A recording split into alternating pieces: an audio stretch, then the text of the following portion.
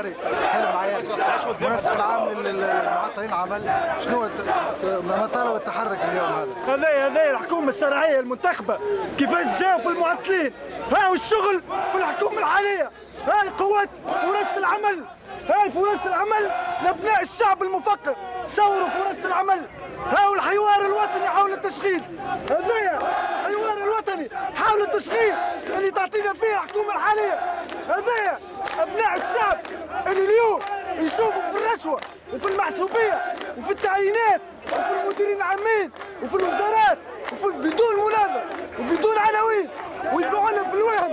مطالب التحرك سالم العياري، مطالب التحرك تحديدا، مطالب هذا التحرك الشغل لابناء الشعب، محاسبه الفاسدين، محاسبه الفاسدين اللي عندنا فيهم قائمه اسميه اللي يخدموا في ابنائهم وعائلاتهم ولاد اولادهم في الوزاره الاولى، وزاره الماليه، وزاره التربيه، في كل الفضاءات، في كل المؤسسات، عمليه نتاع ستو منظم من حزب حاكم جديد، نفس السلوك، هذا نفس السلوك، مقاييس الانتداب في الوظيفه العموميه 3 شهور في المجلس التاسيسي ما نظرش فيها، ينظروا ب 4 ملايين ونص شهريه، شهر المجلس التاسيسي كل واحد 4 ملايين ونص يوفر 4 مواطن شغل و4 معطلين مليون.